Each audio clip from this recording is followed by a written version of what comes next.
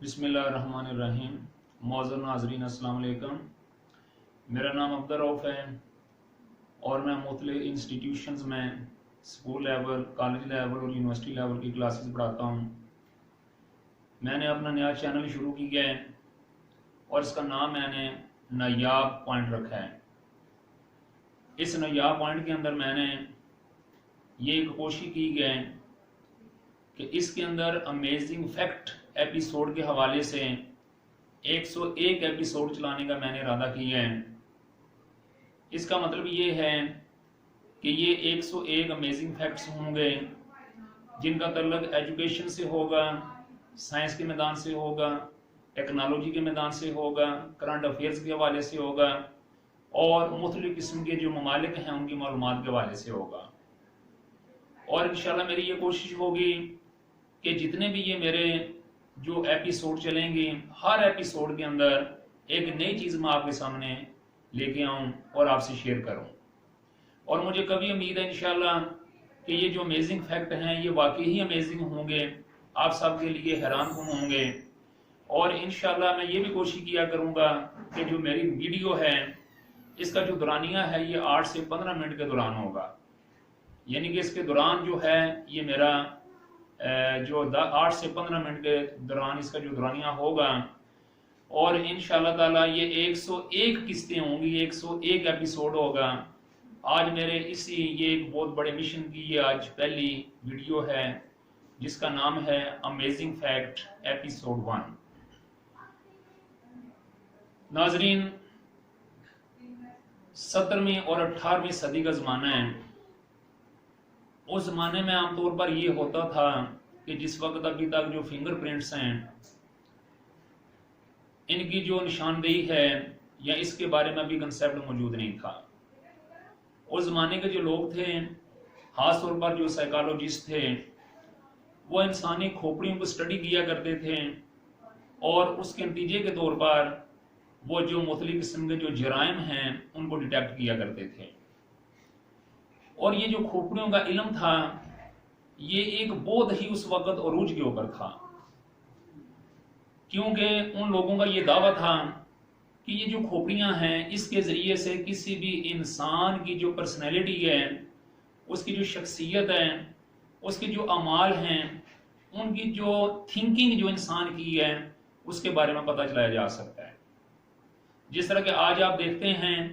कि जैसे कि इंसान के हाथ के ऊपर ये जो फिंगरप्रिंट्स हैं, पकोरे फिंगरप्रिंट्स, इनके ज़रिए से भी जो जराइम है इनको डिटेक्ट किया जाता है। लेकिन उस ज़माने में सिर्फ इंसानी खोपड़ियों को देख के ये अंदाज़ा लगाया जाता था। मौजूद नाज़रीन, जिस वक्त यूरोप के अंदर एक बहुत ही मशहूर नामी ग्रामी किताब है is crime from the jeans print हुई, तो उस वक्त यूरोप के तमाम हलकों के अंदर एक समझ लें कि कुरान मच गया। इस किताब के अंदर जो इंकशाफात किए गए थे वो बड़े हैरान कुन थे। इस किताब के अंदर जिस बात ने दुनिया को बहुत डिस्टर्ब किया, बहुत परेशान किया, वो ये था कि जो इंसान है वो चाहे जो कुछ मर्जी कर ले, वो मजबूरे महज है। वो अपनी जो हेरिडिटी है, अपनी जो तवारस है या विरासत है, उससे आगे पीछे इंसान नहीं हट सकता।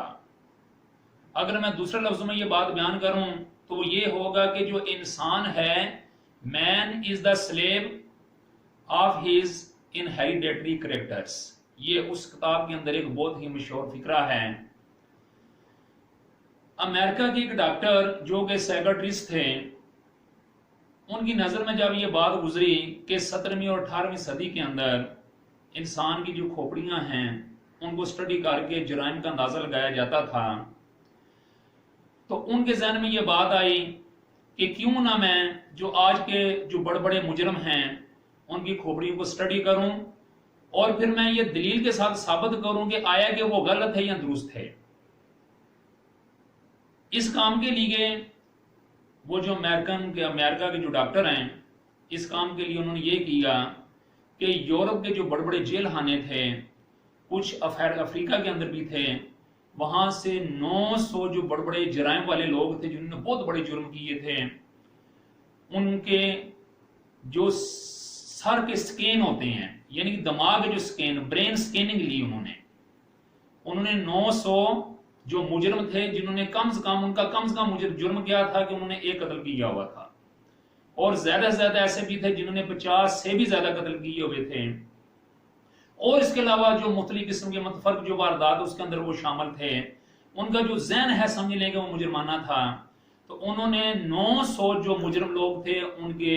جو برین جو سکیننگ ہے وہ حاصل کی۔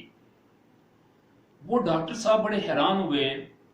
کہ جس وقت انہوں نے 900 کے جو 900 مجرم تھے ان کی جو سکیننگ انہوں نے سٹڈی کی تو ان کی جو فائنڈنگز تھی وہ بڑی حیران کن تھی۔ ان کی فائنڈنگز یہ تھی کہ وہ جو 900 کے 900 جو مجرم ہیں ان کی جو ذہنی کھوپڑی ہے، جو دماغی کھوپڑی ہے، اس کے اندر جو دماغ تھا اس کی جو شکل و صورت، اس کے اندر جو ترتیب ایک ہوتی ہے، جو سٹرکچر ہوتا ہے، برین جو سٹرکچر تھا وہ سب کا ایک جیسا تھا، اس کے اندر کوئی خاص فرق نہیں تھا۔ وہ ڈاکٹر صاحب بہت حیران ہوئے۔ آخر ان کے ذہن میں ایک اور آئیڈیا آیا، ان کے ذہن میں یہ آئیڈیا آیا کہ کیوں نہ میں اپنا جو دماغ ہے، جو اپنا برین ہے، اس کا بھی سکین حاصل کروں۔ آخر کر کیا ہوا کہ انہوں نے اپنی جو سکیننگ ہے وہ بھی کروائی، اور اس کی جب رپورٹ انہوں نے سٹڈی کرنے لگے تو ان کے پاؤں تلے زمین نکل گئی۔ وہ یہ دیکھ کے حیران رہ گئے کہ ان کی جو برین سکیننگ ہے وہ بھی بالکل اسی طرح ہے جس طرح کہ وہ 900 جو مجرم لوگ تھے ان کی تھی۔ اب جو ڈاکٹر صاحب جو کہ سائیکارٹرسٹ تھے، ماہر نفسیات تھے، وہ بڑے حیران ہوئے کہ آخر کیا وجہ ہے کہ سکیننگ ہماری ایک جیسی ہے، جو مینٹل سٹرکچر ہے وہ ہمارے ایک جیسا ہے، لیکن اس کے باوجود میں ڈاکٹر اور وہ سارے کے سارے جو لوگ ہیں وہ مجرم، اور اس وقت وہ مختلف جیلوں میں سزا بھگت رہے ہیں۔ پھر ظاہر ہے انہوں نے کچھ ان کے انٹرویوز وغیرہ بھی کیے، اور ان ڈاکٹر صاحب کی اپنی اسیسمنٹ تھی کہ ان لوگوں کی عجیب و غریب منطق اور ان کی سوچ بھی عجیب و غریب تھی۔ وہ ڈاکٹر صاحب بہت زیادہ پریشان ہوئے، اور میں یہاں پر اکثر یہ کہتا ہوں کہ اگر وہی ڈاکٹر کہیں پاکستان کا ہوتا یا کسی بھی اور اسلامی کنٹری کے ہوتے تو شاید وہ اس حقیقت کو چھپا جاتے، لیکن ان ڈاکٹر صاحب نے، جن کا نام میں آپ کو بتانا چاہوں گا، نام ان کا ڈاکٹر جورڈن ہے، ڈاکٹر جورڈن نے اپنی اس بات کو، اس ریئلٹی کو چھپایا نہیں، بلکہ انہوں نے اس پہ ایک مقالہ لکھا، اور اس کے اوپر یہ لکھا کہ what were the reasons behind these calamities، ان کے پیچھے کیا وجوہات تھیں، اس ریئلٹی کے پیچھے کیا وجوہات ہیں۔ تو آخر وہ اس نتیجے پہ پہنچے کہ وہ جو مجرم تھے جنہوں نے کئی قتل کیے ہوئے تھے، اور 900 یعنی کہ وہ جو مجرم ہیں ان کا اور اپنا جب تقابل کیا تو انہوں نے بڑی خوبصورت یہ بات لکھی، اور وہ جواب، ان کی جو بات ہے، ان کا جو جواب ہے وہ کیا تھا، صرف ایک سنگل ورڈ میں تھا، اور وہ سنگل ورڈ کیا تھا، انوائرمنٹ۔ وہ سنگل ورڈ کیا تھا، انوائرمنٹ، ماحول۔ پھر انہوں نے آگے اس کی جا کے بڑی تشریح کی، انہوں نے یہ بات بیان کی کہ بیسیکلی اگر انسان وراثت کے طور پہ یا اس کو جو انہیریڈیٹری کریکٹرز انسان کو ملتے ہیں، اگر اس کے اندر کوئی بڑے سے بڑا جرم بھی ہو، اس کے اندر اگر کوئی بھی کسی قسم کی بات ہو، اگر انسان کو انوائرمنٹ اچھا مل جائے تو انوائرمنٹ جو ہے یہ ہمیشہ اس ہیریڈیٹی کے اوپر غالب آ جاتا ہے، اور انہوں نے اس ہیریڈیٹی کو انٹرنل فورس کا نام دیا۔ اور آپ یہ جانتے ہوں گے کہ واٹ از ہیریڈیٹی، میں آپ کو یہ بتاتا چلوں، the physical and mental qualities of the parents go to the child, pass to the child is called heredity، یعنی کہ وہ تمام خصوصیات، جسمانی اور دماغی خصوصیات یا ذہنی خصوصیات جو والدین اپنے بچوں تک منتقل کرتے ہیں، that is called heredity۔ اور انوائرمنٹ کیا ہے یہ آپ کو پتا ہونا چاہیے یا پتا ہوگا۔ جو انوائرمنٹ ہے یہ بیسیکلی ایک فرینچ ورڈ انوائرن سے ہے، اور انوائرن کا مطلب ہوتا ہے encircle, every thing which is in our surrounding, that is called environment. پھر جو انوائرمنٹ ہے اس کے بھی دو بڑے کمپوننٹس ہیں، ایک اس کا کمپوننٹ ہے بائیوٹک کمپوننٹ، اور دوسرا کون سا ہے، اے بائیوٹک کمپوننٹ۔ جو بائیوٹک کمپوننٹ ہے اس میں والدین آ جاتے ہیں، اس میں ٹیچرز آ جاتے ہیں، یا آپ یہ کہہ سکتے ہیں سمپل ورڈز لیونگ تھنگز اس کے اندر آ جاتی ہیں، اور جو اے بایوٹی کمپوننٹس ہیں اس میں نان لیونگ تھنگز آ جاتی ہیں۔ ڈاکٹر جورڈن نے یہ بات لکھی ہے کہ ایک انسان کی شخصیت کے اوپر، اس کی جو ہیریڈیٹی ہے اس کے اوپر جو چیز سب سے زیادہ اثر کرتی ہے وہ کون سی ہوتی ہے؟ وہ ایکسٹرنل فورس، جسے اس نے انوائرمنٹ کا نام دی ہے۔ اس نے بولا کہ یہ جو انوائرمنٹ ہے، چاہے وہ جاندار ہے چاہے وہ بے جان ہے۔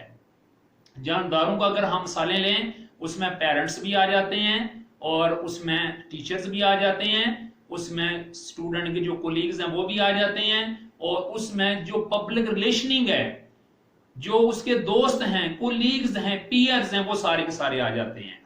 اور جو اگر نان لیونگ تھنگز لیں تو اس کے اندر کیا آ جاتا ہے؟ اس کے اندر اسکول بھی آ جائے گا، اور اس کے ساتھ ساتھ یہ جو پرنٹ میڈیا ہے، یہ جو سوشل میڈیا ہے، یہ جو ٹی وی ہے، یہ سب چیزیں اس کے اندر آ جاتی ہیں۔ تو اس کا مطلب یہ ہوا کہ ہماری جو جبلت ہے، ہماری انسٹنکٹ جو ہے، جس کو آپ ہیریڈیٹی بھی کہہ سکتے ہیں دوسرے لفظوں میں، اس کے اوپر اگر کوئی چیز ڈومینیٹ کر سکتی ہے یا ڈومینیٹ ہو سکتی ہے تو وہ ہمارا ماحول ہوتا ہے۔ جب میں یہ بات پڑھ رہا تھا تو اس وقت میرے ذہن میں اللہ تبارک و تعالیٰ کے جو نبی حضرت محمد بن عبداللہ صلی اللہ علیہ وآلہ وسلم کی ایک بہت خوبصورت حدیث جو حضرت ابو ہریرہ رضی اللہ تعالیٰ عنہ سے روایت ہے، وہ میرے ذہن میں آ گئی کہ آپ صلی اللہ علیہ وسلم نے فرمایا کہ ہر جو بچہ ہے، ہر بچہ فطرت اسلام کے اوپر پیدا ہوتا ہے، پھر اس کے والدین اسے یہودی، عیسائی اور مجوسی بنا دیتے ہیں۔ اگر ہم اس کا بڑے گہرائی کے ساتھ اگر ہم اسٹڈی کریں اس حدیث کو تو یہ بات سامنے آتی ہے کہ اگر والدین نے بچے کو ایک اچھا انوائرمنٹ دی ہے، ایک اچھا ماحول دی ہے، تو وہی بچہ جو ہے وہ بڑا ہو کے انشاءاللہ جیسا وہ والدین بنانا چاہیے اسے بنایا جا سکتا ہے۔ ڈاکٹر ڈالٹن ہیں، وہ کہتے ہیں کہ آپ نے جیسا بچے کو بنانا ہے وہ لکھ کے مجھے دے دیں۔ آپ نے جیسا بچے کو بنانا ہے، یہ بھی ہمارے نفسیات تھے، آپ نے جیسا بچے کو بنانا ہے مجھے لکھ کے دے دیں، اور 10 سال کے بعد وہ بچہ جس طرح بنانا چاہتے ہیں اس طرح بنا بنایا مجھ سے لے لیں۔ اسے کسی نے پوچھا جی کہ آپ کیا کوئی فیکٹری آپ نے رکھی ہے کہ جس کی وجہ سے آپ بچے کو ایسا بنائیں گے؟ انہوں نے بولا ہاں، there is a work shop, میرے پاس ورک شاپ ہے، جیسا کسی نے بتانا ہے اس کے مطابق میں نے اسے انوائرمنٹ پرووائڈ کرنا ہے، جیسے میں نے انوائرمنٹ پرووائڈ کرنا ہے اس کے مطابق ہی وہ بچہ جو ہے پروڈکٹ بن کے سامنے آئے گی۔ اور ماریا مانڈی سوری جو کہ بچوں کے حوالے سے بہت مشہور ہے، سیکرٹ آف چائلڈہڈ اس کی بہت مشہور کتاب ہے، انہوں نے یہ بات لکھی ہے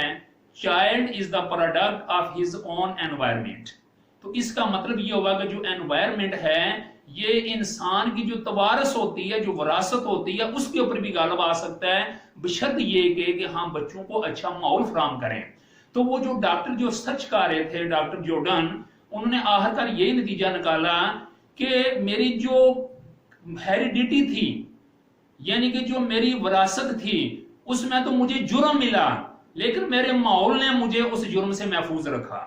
مجھے اچھے والدین ملے، ان کے جو والد تھے وہ ڈاکٹر تھے، ان کی ماں پروفیسر تھی، انہیں بولا کہ میں نے زندگی میں کبھی کوئی دکھ نہیں دیکھا،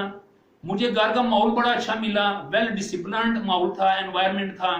پھر اس کے علاوہ یہ ہے کہ مجھے کبھی پیسوں کی ضرورت نہیں پڑی، کبھی میں نے لڑائی جھگڑا نہیں کیا، مجھے جو دوست ملے وہ سارے کے سارے اچھے تھے، جو مجھے کلاس فیلو ملے وہ اچھے کے اچھے تھے، اور جو میری اندر کی جبلت تھی وہ غالب نہیں آئی، جو انوائرمنٹ ہے وہ مجھ پہ غالب رہا، اور آج میں دنیا کے سامنے ایک بہت ہی مشہور ماہر نفسیات ہوں، سائیکٹرسٹ ہوں۔